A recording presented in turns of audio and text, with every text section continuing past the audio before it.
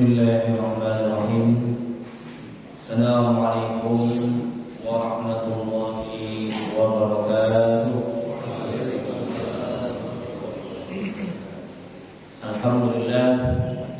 Alhamdulillahi rabbil alamin. Salatu wassalamu ala rasulil amin wa ala alihi wa sahbihi ajma'in. Asyhadu an la ilaha illallah wahdahu la syarika lah wa asyhadu anna sayyidina Muhammadan abduhu wa rasuluh la nabiyya wa la rasula ba'dahu. Allahumma shalli wa sallim ala sayyidina Muhammadin wa ala alihi wa sahbihi wa man tabi'ahu bi ihsanin ila yaumiddin, amma ba'd.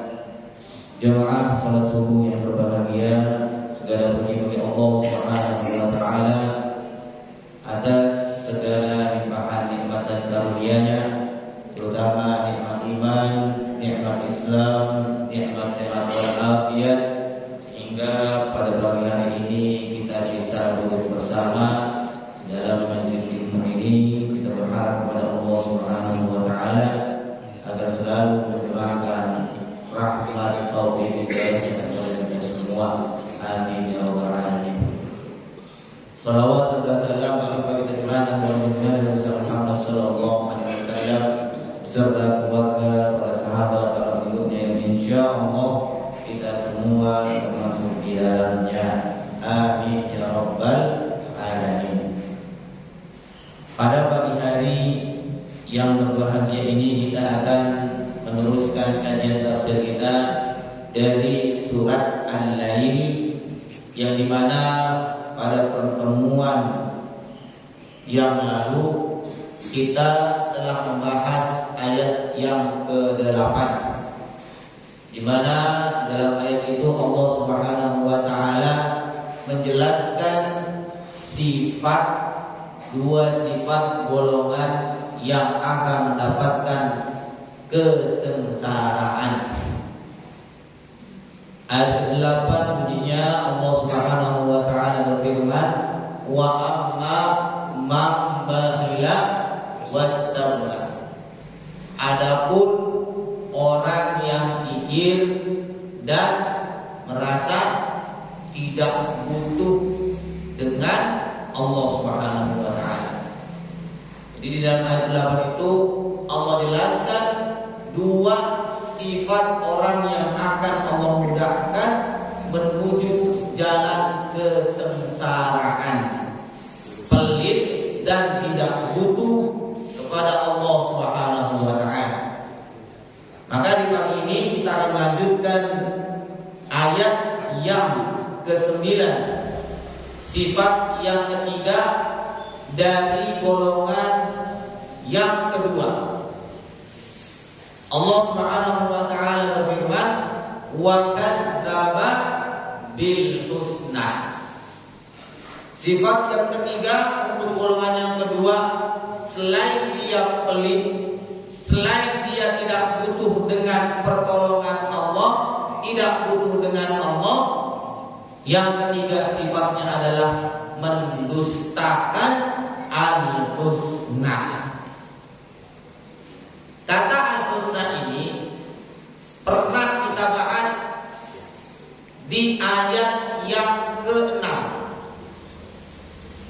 Allah Subhanahu wa taala berfirman, wa shaddaqa bil husna.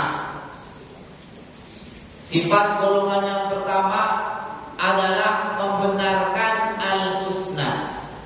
Sedangkan golongan yang kedua mendustakan al-husna. Mari Pak, kita ulang sedikit tentang al-husna. Jadi sifat golongan yang pertama yang akan mendapatkan kemudahan dari Allah berbalik, bertentangan dengan sifat golongan yang kedua. Kalau yang pertama wa amma man a'ta wattaqo, suka memberi, wa shaddaqa bil husna, dan membenarkan al husna, maka golongan yang kedua pelit dan mendustakan al-husna. Al-husna, para ulama telah menafsirkan ada 3 tafsiran dari kata al-husna. Yang pertama itu adalah ganjaran pahala dari Allah Subhanahu wa taala.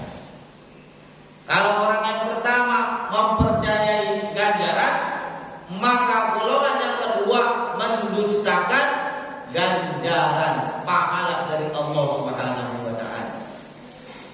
Lalu tafsiran yang kedua, al-husna itu adalah kalimat tauhid. La ilaha illallah. Golongan yang kedua, wa kadzdzaba bil husna, tidak mempercayai kalimat tauhid. La ilaha illallah. Lalu yang ketiga, al-husna itu artinya adalah surga.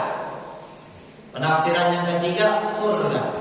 Wa kadzdzaba bil husna artinya orang ini tidak mempercayai surga.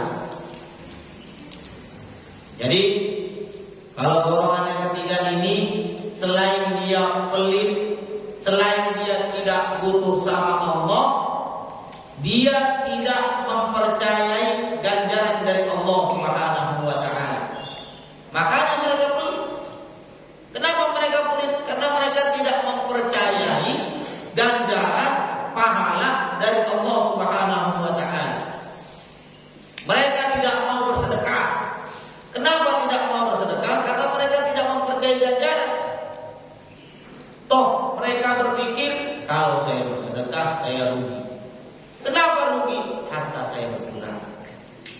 Tadinya di dompet 100.000, kalau disedekahkan 50.000, maka tinggal 50.000. Artinya rugi. Saya yang capek cari duit, keringetan, banting tulang, enak-enak aja tinggal minta. Nah, ini adalah mereka yang wa kadzdzaba bil husna, mendustakan tentang ganjaran dari Allah Subhanahu wa taala. Dan ganjaran dari Allah Subhanahu wa taala itu ada yang bersifat duniawi dan ada yang bersifat ukhrawi. Maka pelaku kebaikan akan mendapatkan ganjaran dari Allah Subhanahu wa taala di dunia ini. Jadi orang yang berbuat baik, yang beramal soleh, akan Allah balas tidak hanya di akhirat, di dunia pun akan Allah balas. Dan orang-orang yang mendustakan tentang ganjaran balasan dari Allah Subhanahu wa taala, mereka adalah orang-orang yang telah mati mata batinnya. Walaupun matanya melotot gede, kalau dia mendustakan ganjaran dari Allah Subhanahu wa taala, termasuk orang yang golongan hatinya mati. Kenapa hatinya mati? Karena sebenarnya ganjaran dari Allah Subhanahu wa taala di dunia ini bisa dilihat dengan kasat mata. Coba kalau kita perhatikan orang yang selalu berbuat baik di dunia ini, suka berinfak, maka dia akan disenangi, dicintai, didekati. Kalau kita ini Pak, lebih senang dengan orang yang mentraktir atau ditraktir. Sepakat kita semua di sini, kita senang dengan orang yang suka mentraktir, bersedekah, berinfak. Tidak senang suka teman yang suka membayar atau yang dibayar. Sepakat tidak semua.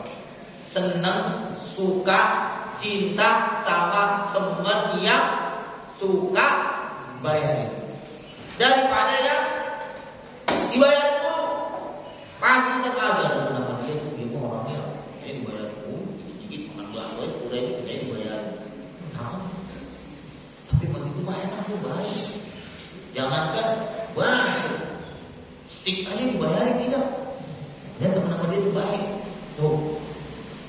Ini adalah balasan dari Allah Subhanahu wa taala bagi siapa saja yang berbuat baik di dunia ini. Dia itu akan mendapatkan balasan ganjaran dari Allah Subhanahu wa taala, disukai, disenangi oleh orang-orang, dan ini adalah ganjaran bagi mereka yang berbuat baik di dunia ini. Makanya orang-orang yang tidak mempercayai ganjaran dari Allah Subhanahu wa taala, mereka itulah yang mata batinnya telah inna lillahi wa inna ilaihi raji'un. Mati. Sama juga orang-orang yang kita lihat rajin berinfak, bersedekah, maka kita akan bisa lihat dari penampilannya, dari zahirnya. Orang-orang yang berbuat baik, yang suka beramal soleh, maka akan kelihatan tentram, damai, wajahnya berseri-seri. Dan itu semua bersumber dari hati yang baik. Makanya kalau kita lihat orang-orang yang suka beramal soleh baik itu kelihatan dari wajahnya. Wajah-wajah penuh dengan ketentraman, kedamaian. Coba bandingkan dengan orang-orang yang suka bermaksiat, pelit, berbuat dosa. Tanda-tanda kesuraman dari wajahnya terlihat tampak. Kumal, dekil, enggak ada cahaya keimanan di wajahnya. Ini adalah balasan dari Allah Subhanahu wa taala bagi mereka yang suka berbuat amal soleh. Akan nampak dari wajahnya kelihatan kedamaian, ketentraman, kesenangan. Walaupun memang sumbernya semuanya adalah dari dalam hati. Maka mereka-mereka yang tidak mempercayai ganjaran dari Allah Subhanahu wa taala, mereka itu adalah orang-orang yang telah mati hatinya. Karena ganjaran dari Allah Subhanahu wa taala di dunia ini bisa nampak, bisa kelihatan dengan kasat mata. Dari mulai dicintai banyak orang, disenangi banyak orang, dan terlihat dari wajahnya, dari penampilannya yang tenang, damai, dan penuh dengan ketentraman. Itu adalah balasan di dunia bagi orang yang berbuat baik dan beramal soleh di dunia ini. Lalu bagaimana balasan di akhirat? Kalau kita bertanya, apakah wajar jika mereka ini wakadzaba bil husna, mereka mendustakan ganjaran? Apakah wajar jika mereka, saya nggak percaya dengan balasan, karena apa, balasan di akhirat itu nggak kelihatan. Balasan di akhirat itu nggak nampak.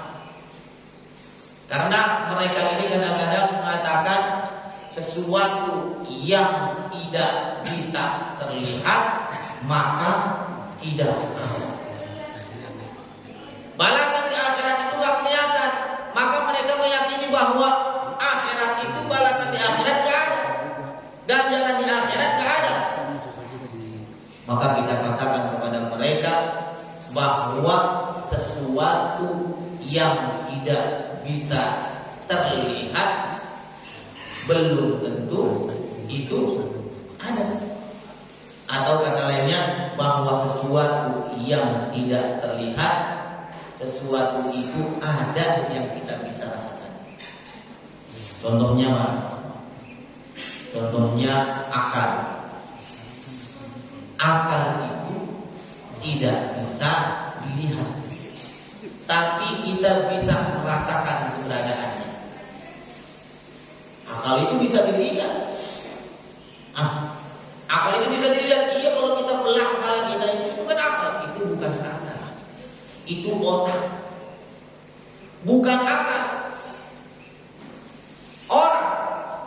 Orang bilang maaf, punya otak, tapi tidak berakal. Maka ketika seseorang diajak ngobrol nyambung, kita rasakan bahwa orang ini berakal, walaupun tidak kita lihat. kecuali permintaannya Bapak mau pergi kemana? Saya lapar. Berarti akalnya nggak ada. Artinya sesuatu yang tidak terlihat belum tentu tidak ada. Sesuatu yang tidak terlihat kadang-kadang ada. Maka kita katakan kepada mereka bahwa kalau ente diajak ngobrol nyambung, berarti ente punya akal. Walaupun akal itu tidak kelihatan, yang sekecil itu aja bisa kita rasakan, apalagi dengan balasan di akhirat. Walaupun tidak ada, tidak kelihatan oleh mata, tapi kita yakini, kita percayai bahwa ganjaran di akhirat itu adalah benar dan ada. Maka Allah Subhanahu Rasulullah Shallallahu Alaihi Wasallam, kenapa kita tahu mempercayai bahwa kalau kita ini ganjaran di akhirat itu ada? Dari mana kita percaya? Tentu semuanya adalah Allah Subhanahu wa Ta'ala yang memberitahukan kepada kita. Kalau sudah Allah yang memberitahukan kepada kita, maka sudah pasti benar dan mustahil bohong.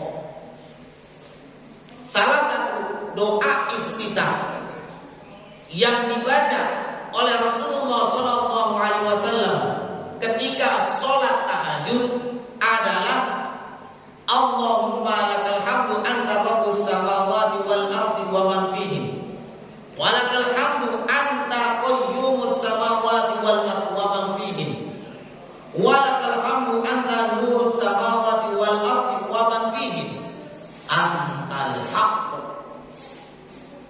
Allah itu sudah pasti benar.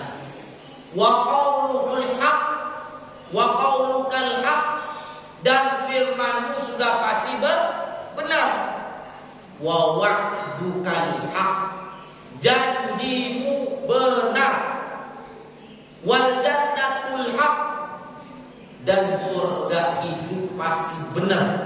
Wan naru haq, dan neraka itu pasti ada. Jadi kenapa kita percaya bahwa ada ganjaran di hari kiamat, di akhirat? Karena Allah Subhanahu wa Ta'ala yang memberitahukan kepada kita, dan Allah Subhanahu wa Ta'ala sudah pasti benar, mustahil berdusta. Di mereka-mereka yang tidak, salah satu golongan orang yang akan mendapatkan kesulitan adalah mereka yang mendustakan ganjaran, baik ganjaran di dunia maupun ganjaran di akhirat. Itu penafsiran yang pertama, al-husna artinya ganjaran. Lalu yang kedua, penafsiran yang kedua dari al-husna ini adalah kalimat tauhid, la ilaha illallah. Jadi golongan yang kedua yang akan mendapatkan kesulitan adalah mereka yang mengingkari kalimat la ilaha illallah. Mereka tidak mau mengucapkan kalimat tauhid. Mereka tidak mempercayai kandungan kalimat tauhid. Dan orang-orang yang seperti ini sudah dipastikan akan sengsara dan kesulitan di dunia maupun nanti kelak di akhirat. Dan mereka yang tidak mempercayai kalimat tauhid tidak akan mendapatkan manfaat sedikit pun dari setiap kebaikan yang dia kerjakan di dunia ini.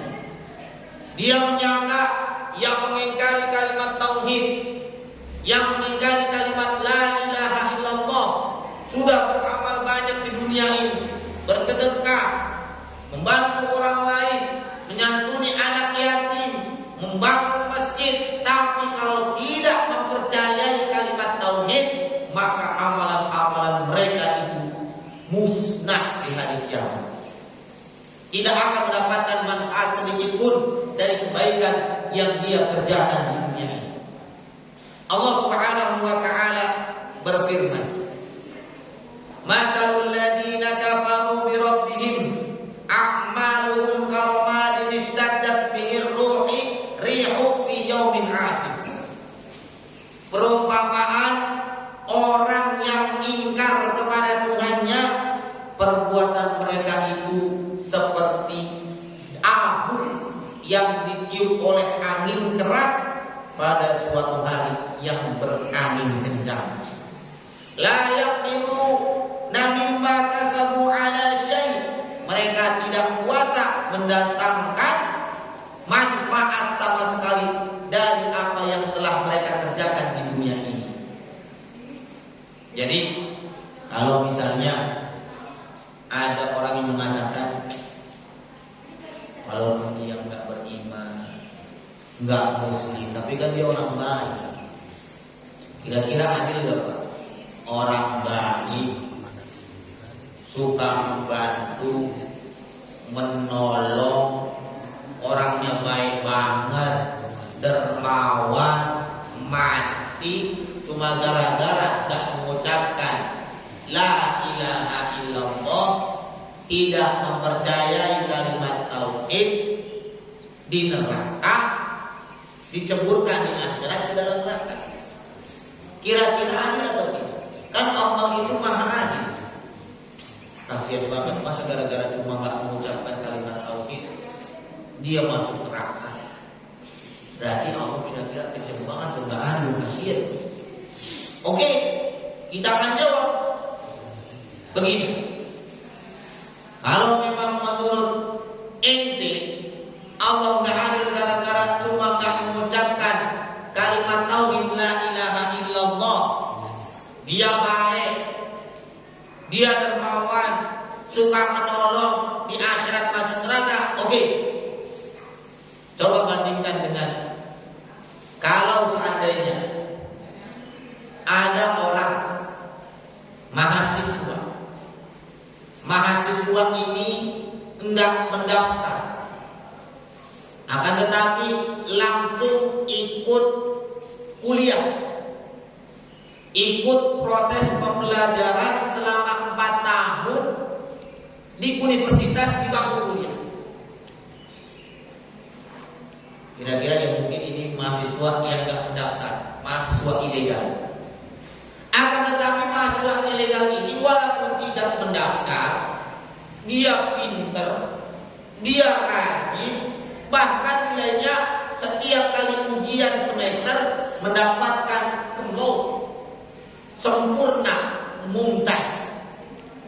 Kemudian ketika di akhir semester ujian selesai, maka mahasiswa yang ilegal ini meminta untuk diberikan ijazah. Kira-kira diberikan atau tidak? Tidak. Kenapa tidak diberikan? Karena dia belum mendaftar. Waktu masuk, main masuk aja gak daftar. Walaupun dia pintar, rajin, kalau tidak mendaftar, dia minta ijazah, maka tidak akan dikasih. Itulah aturan dunia. Kalau dunia aja tentang bangku perkuliahan ada aturannya, apalagi akhirat. Mau masuk surga ada aturannya. Kalau ijazah itu diibaratkan sebagai surga dan pendaftaran itu adalah syahadat la ilaha illallah dan bangku perkuliahannya itu adalah kehidupan dunia, maka bagaimana seseorang bisa masuk surga walaupun dia berbuat baik di dunia ini tanpa pendaftaran awal, yaitu kalimat syahadat la ilaha illallah. Jadi Allah itu tidak kejam, Allah itu maha adil. Karena enggak sesuai dengan aturan, enggak sesuai dengan aturan Allah Subhanahu wa taala, kalau tidak taat, kalau tidak berbuat amal soleh, walaupun dia berbuat baik bagaimanapun, kalau tidak bersyahadat tetap di akhirat nyembur ke dalam neraka. Jadi ini adalah penafsiran yang kedua. Al-husna itu kalimat at-tauhid, syahadatu an la ilaha illallah. Kemudian al-husna, penafsiran yang ketiga adalah surga. Jadi orang-orang ini wakal bil husna, golongan yang kedua tidak mempercayai keberadaan surga. Dan mereka yang tidak mempercayai keberadaan surga, hidupnya di dunia ini akan merasa bingung. Bingung tidak karuan. Kenapa? Karena mereka tidak mempercayai surga. Apapun dia lakukan, makanannya makanan yang haram, yang halal, yang haram diserobot. Kenapa? Karena nggak mempercayai surga. Maka hidupnya nggak jelas, nggak sesuai dengan aturan, bimbang. Jangankan yang abu-abu, yang hitam aja dia makan. Kalau yang hitam aja dimakan, apalagi yang abu-abu. Jangankan yang haram, yang rempeng-rempeng aja dia makan, apalagi yang haram. Nah, ini mereka adalah golongan orang-orang yang tidak mempercayai al-husna, surga.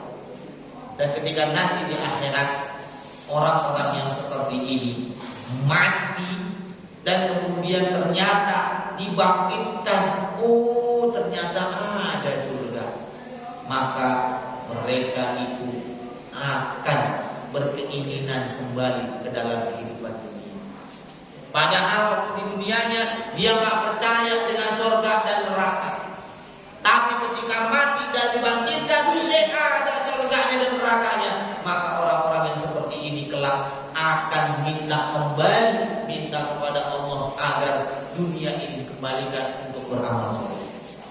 Allah Subhanahu wa taala berfirman dalam surat Al-An'am ayat 29. Wa qalu in hiya illa hayatuna dunya wa ma nahnu bimab'utsin. Mereka berkata bahwa hidup hanyalah di dunia ini dan kita tidak akan dibangkitkan. Artinya mereka mempunyai keyakinan, orang-orang yang tidak percaya dengan akhirat, surga dan neraka, bahwa hidup mereka di dunia ini saja. Dan ketika mati sudah selesai, tidak ada pembalasan sama sekali.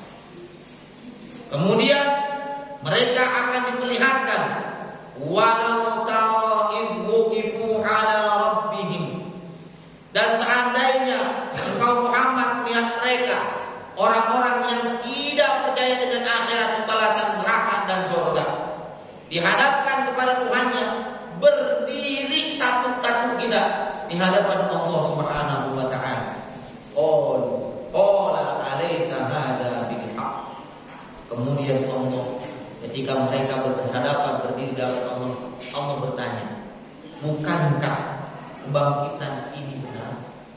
Bukankah hari akhirat itu benar adanya? Bukankah surga dan neraka itu kau telah lihat saat ini? Qalu bala wa rabbina. Maka orang-orang itu akan berkata, sungguh benar demi Tuhan kami. Qala fadhuqul adzaba bima kuntum takfurun.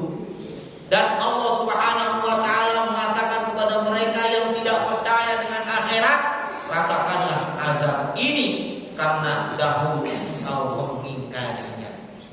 Jadi orang-orang yang ingkar dengan surga dan neraka, nanti mereka akan kaget. Oh, ternyata ketika dibangkitkan surga dan neraka itu ada.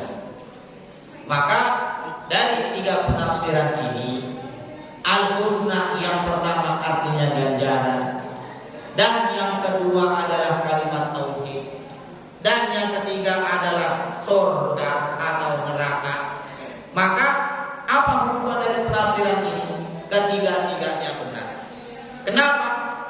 Karena agar orang mendapatkan ganjaran, maka syaratnya adalah dia harus mengucapkan kalimat tauhid, la ilaha illallah, dan ganjaran yang terbesar adalah surga.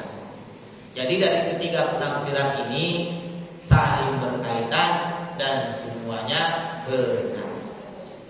Inilah golongan yang ketiga, sifatnya adalah wa kadzdzaba bil husna, mendustakan al husna, ganjaran kalimat tauhid dan surga. Lalu apa balasan orang-orang yang pelit, tidak membutuhkan Allah dan mendustakan al-husna, surga? Balasannya dari Allah Subhanahu wa taala adalah fasanuyassiruhu lil usra, maka akan kami mudahkan baginya jalan menuju kesengsaraan, kesulitan. Jadi ini adalah hukuman dari Allah Subhanahu wa taala untuk golongan yang kedua, bahwa Allah Subhanahu wa taala akan memberikan kesulitan. Allah akan mudahkan, bukan cuma kesulitan, tapi Allah mudahkan baginya jalan menuju kesulitan, kesengsaraan. Maka pagi ini kita akan membahas sedikit. Di kesengsaraan itu ada yang sifatnya duniawi dan ada yang sifatnya ukhrawi, di akhirat kelak. Kita akan bahas yang pertama. Fasanuyassiruhu lil usra, kami akan mudahkan baginya jalan menuju kesengsaraan dan kesulitan. Yang di dunia ini Allah Subhanahu wa taala akan menyediakan bagi mereka yang mempunyai tiga sifat. Golongan yang kedua itu Allah akan memberikan kesulitan di dunia ini. Kesulitan apa? Mereka ini senang berbuat keburukan. Artinya mereka sangat sulit untuk menjalankan ibadah kepada Allah Subhanahu wa taala. Mereka merasa enjoy berbuat maksiat, merasa tenang ketika berbuat dosa. Maka mereka ini akan diberikan kesulitan oleh Allah Subhanahu wa taala untuk melakukan amal soleh. Kalau diajak ngaji banyak banget alisannya. Contoh, mereka inilah yang akan memberikan ganjaran di dunia ini, sulit untuk berbuat amal soleh. Diajak ngaji ada aja alasannya. Harus pakai kendaraan saya. Udah bawa aja dulu dah. Ada aja alasannya. Nah, ketika pertama alasannya nggak punya kendaraan. Ketika ada kendaraan, apa bilangnya? Ayo ngaji dulu punya kendaraan. Ada bensinnya, tinggal dikit udah ketip. Kecici ditemuk lagi. Bisa berangkat dan bisa pulang. Besoknya lagi diajak, Pak, ayo kita ngaji. Motor ada, bensin ada aja alasannya. Banyak pes. Gimana mau jalan? Coba Pak aja gimana? Besoknya ada lagi, motor ada, bensin ada, ban enggak kempes, ada aja alasannya. Gerimis, hujan, ban motor ada, enggak hujan ini, motornya sehat, enggak hujan, alasannya paling lagi capek. Semalam habis subuh ngantuk, tapi di masjid cuma tidur doang, nggak dengerin, cuma ada aja alasan. Motornya sehat, orangnya sehat, pasti aja ngaji, Pak ngaji Pak, yuk, nggak ada temannya. Itulah orang-orang yang akan Allah berikan mereka kesulitan. Kesulitan apa? Kesulitan untuk melakukan amal soleh. Di sifatnya apa? Untuk golongan yang kedua, pelit, tidak membutuhkan Allah, dan mereka ini tidak percaya dengan surga. Oh, Pak, turunan ini, Pak. Ini biasanya kalau udah gini tanda-tanda ini butuh ini aja. Oh, Maidah bina sama. Turunnya dari langit, Pak. Subhanallah. Luar biasa sekali dia. Makanannya turunnya dari sawah. Ini bagaimana, Pak? Tulis dia ini tanda-tanda ini biasanya nih. Ini sebenarnya pengusiran secara halus.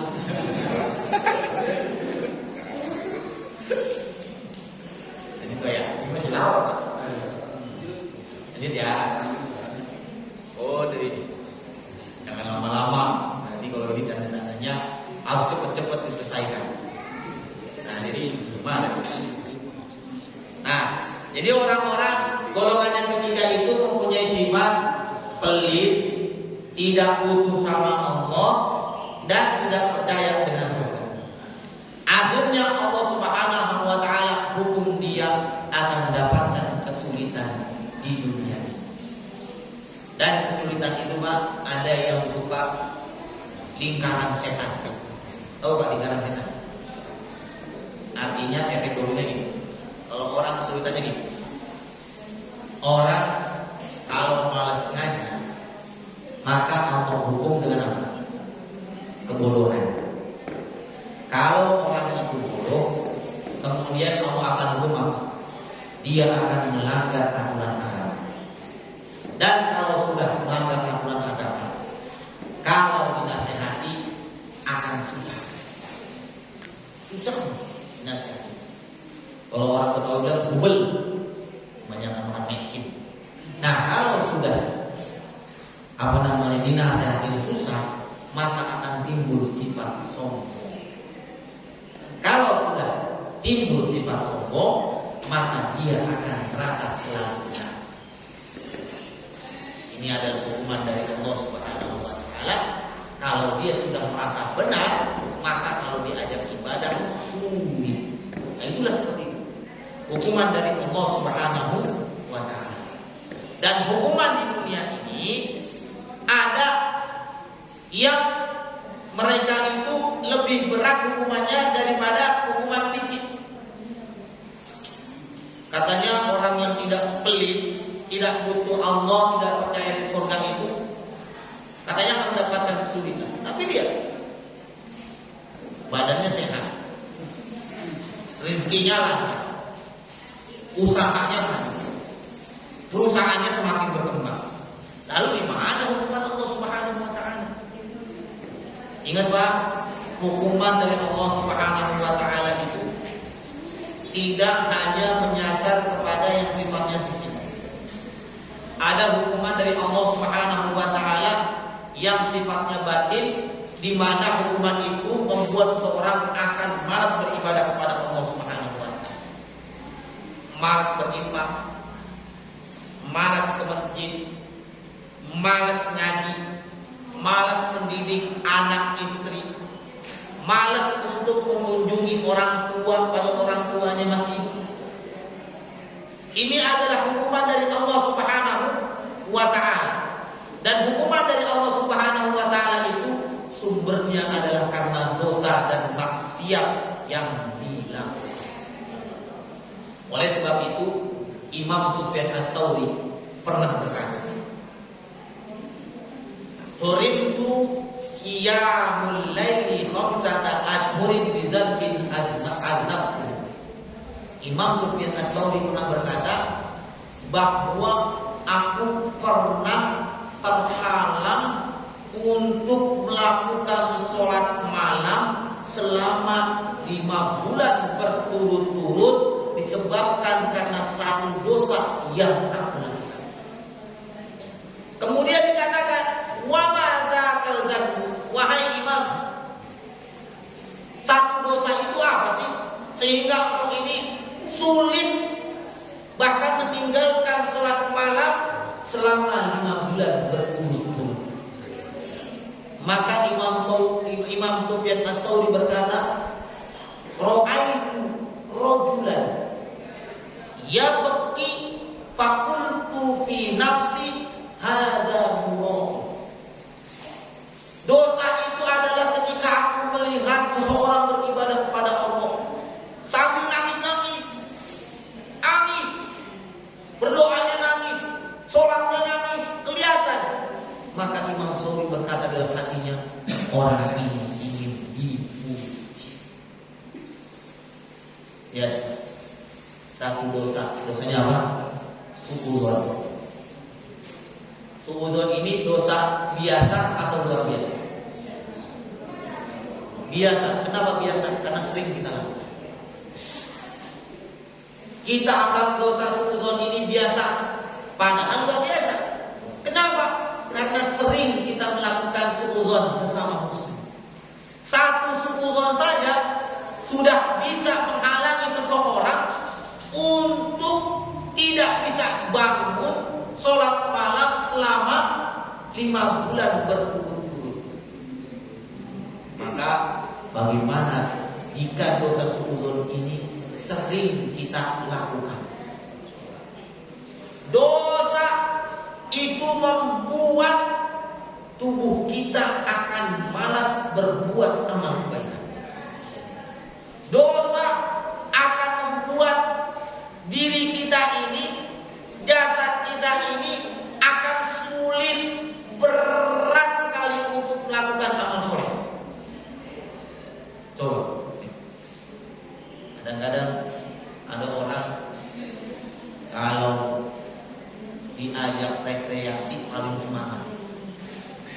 Pak, nanti pagi kita lari yuk.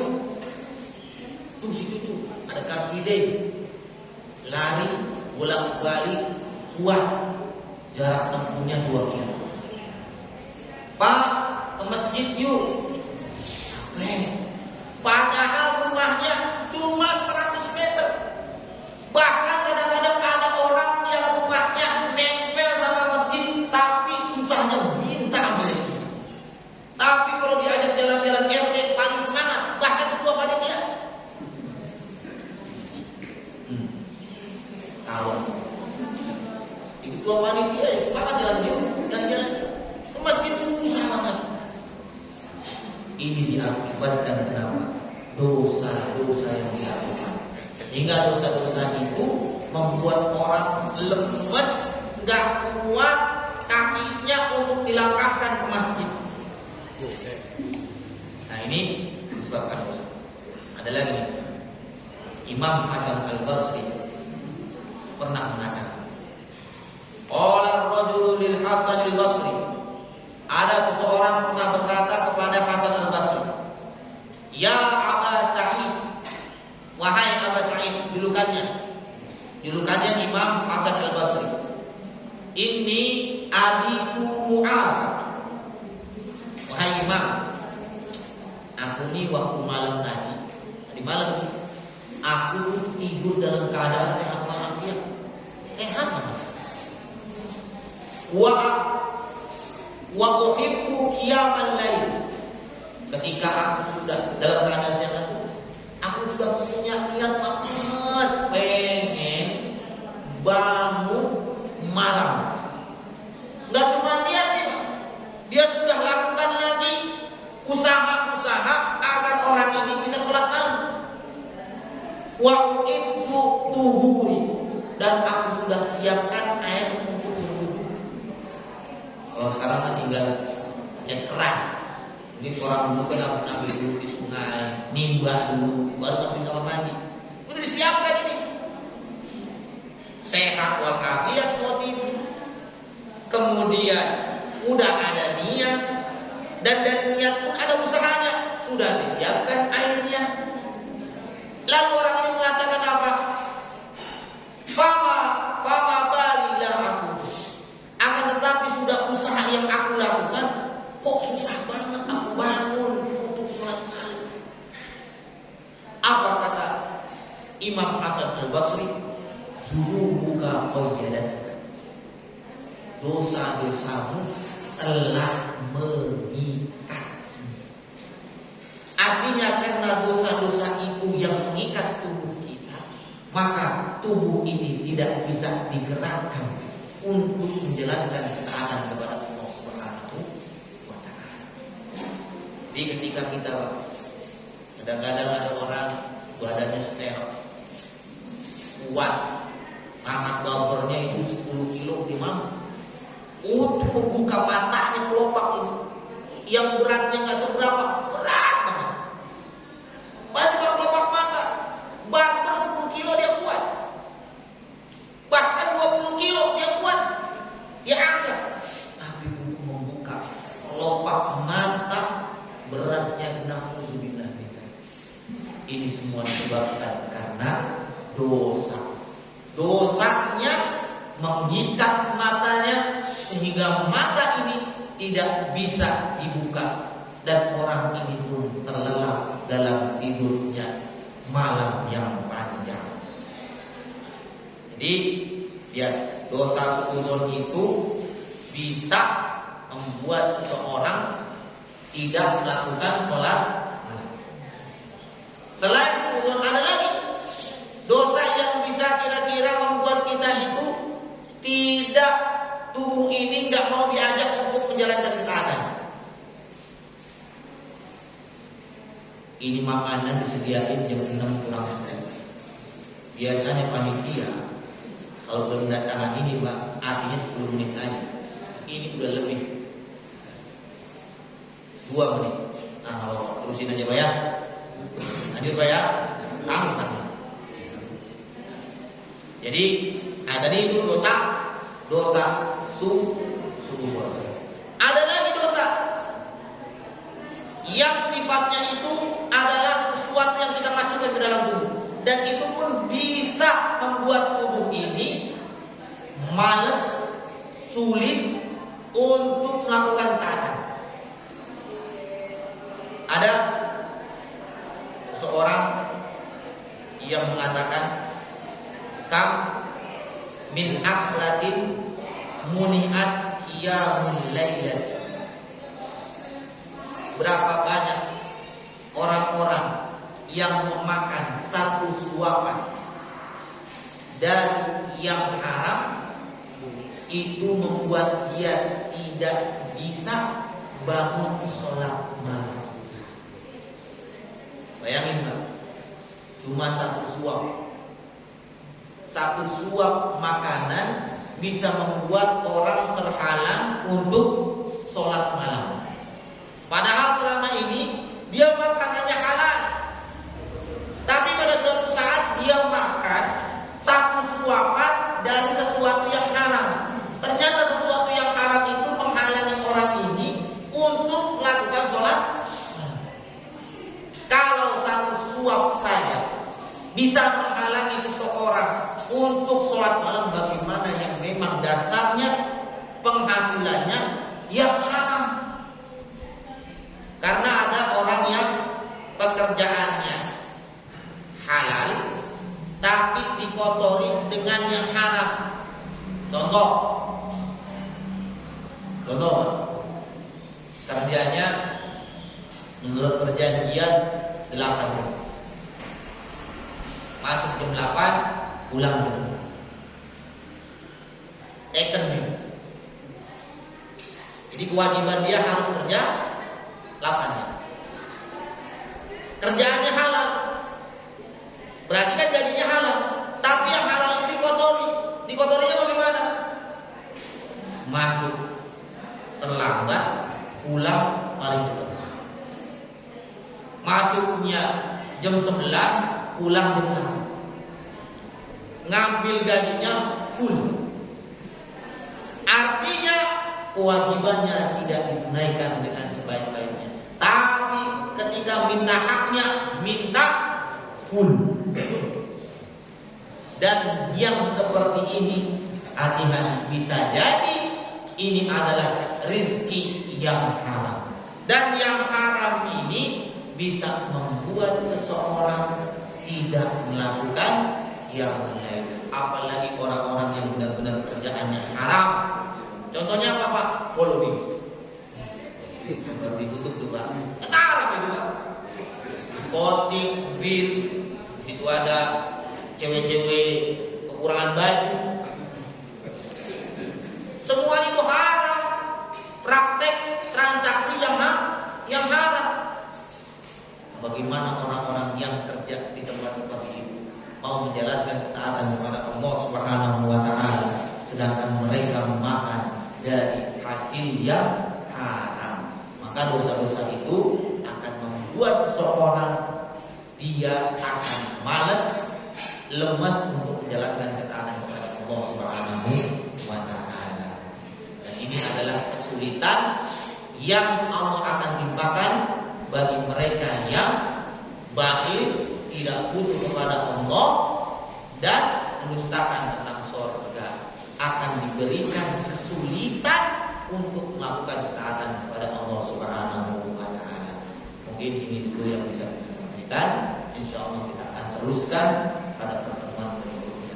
Ada kesulitan ibadah dan ada nanti kesulitan dunia. Insyaallah kita akan lanjutkan lagi pada pertemuan selanjutnya. Kurang lebihnya mohon maaf. Wallahu a'lam bishawab. Kalau ada pertanyaan jangan nanya yang sesuatu yang gampang aja. Dan kalau bisa jangan pertanyaan yang buat lama karena makanan sedepan. Kalau cukup Pak? Cukup ya?